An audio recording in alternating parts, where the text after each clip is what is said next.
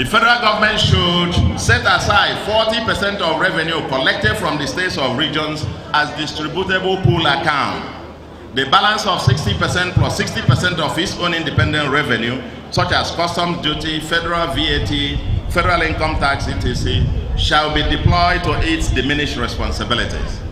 The sharing of the DPA should be equitable and should replace the present unconditional revenue allocation to the states and local governments. Among other things, the distributable pool account will be deployed to treat all kinds of emergencies, including flood, natural environmental emergencies like flood, erosion, earthquakes, conflict, man-made disaster, desert encroachment, and so on.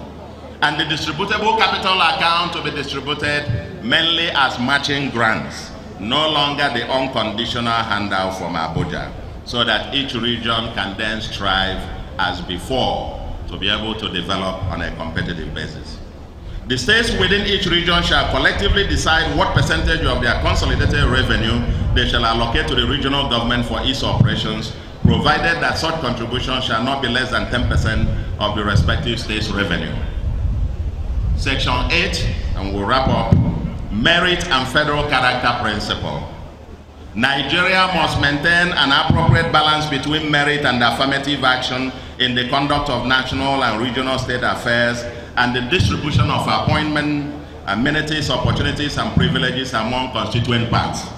For example, while 60% should be reserved to merit, 40% could be reserved to ensure federal character principle or affirmative action. We recommend that the Federal Character Commission be replaced with Merit and Equal Opportunities Commission. And the next is elections. That's section 9 and 10, with this ends in 10.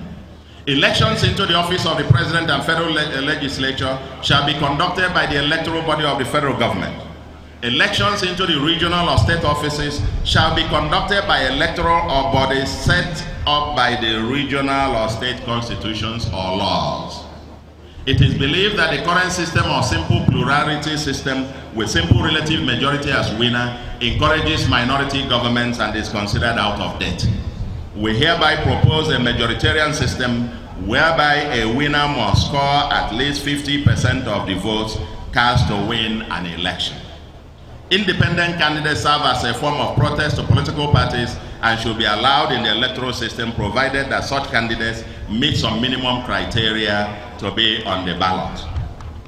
Section 10 is on judiciary. We argue that each federating unit shall have its judicial system with courts of first instance, appellate court, and supreme courts to adjudicate on matters that are in the concurrent and residual list, as well as matters exclusively preserved for the federating units. Where the states are the federating units, there shall be state high courts and zonal or regional court of appeal and zonal or regional supreme court on matters pertaining to the states and the zones respectively. It is the states or regional courts and their appellate courts that will have jurisdiction over electoral matters in their respective states or regions, except matters pertaining to the presidential election or federal elections. There shall also be the Federal High Court, Federal Appeal Court, and Federal Supreme Court to deal with matters on the exclusive list of the Constitution, as well as constitutional matters or conflicts between the federating units and the federal government. The next, we end with an annex. The Ndi will propose an annex, and this annex deals with the devolution of powers between the various tiers of government. Between the center, what should be in the exclusive list, and what should be in the concurrent list. But a major change which Ndi will propose is that, unlike in the current 1999 Constitution, the items on the concurrent list will no longer have the federal government having the overriding power. It is the case that federal government should, in fact, legislate mostly to maintain national minimum standards on items on the concurrent list, and leave the regions and the states to legislate on operational matters and determine how their region or states should go. Where there is a conflict between the states and or the federating units and the federal government, it is proposed that such conflicts should be resolved through mutual consent. Ladies and gentlemen, what I have presented so far, that's the end, the annex, and this particular document, if approved by this summit, we're going to have it signed by the appropriate authorities, all the representatives of the various contingent states, traditional rulers, and major segments of the Igbo society, and circulated to everybody. We're just putting this as an agenda for deliberation. But then, in conclusion, and I just said this conclusion as a personal note, ladies and gentlemen, philosophers have interpreted the world. The problem is to change it. I think let us get it done. Everybody seems to agree that we need to restructure Nigeria. PDP, APC, you dominate the National Assembly, and as we have proposed, give us a law tomorrow, impanel a constituent assembly, let them get to work. Even for the APC, you have recommended 3 key areas. You control 24 states of Nigeria plus the federal government. If you are serious about restructuring Nigeria, as you have said, get to work, and within the next 3 months, at least you have proposed that mineral resources should go to the states. That's a proposal they have there, that mineral resources should be given back to the states. You propose a state police, and you have also proposed that, I think that is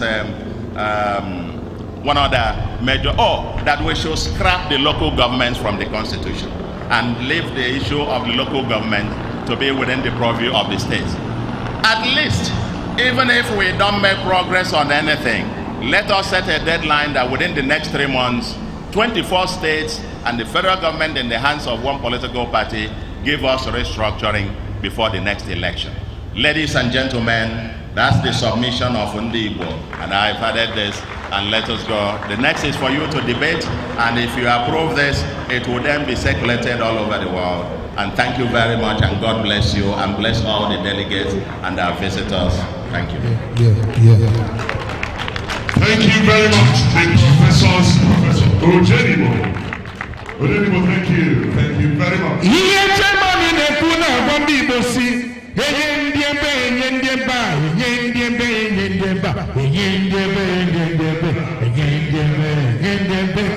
you.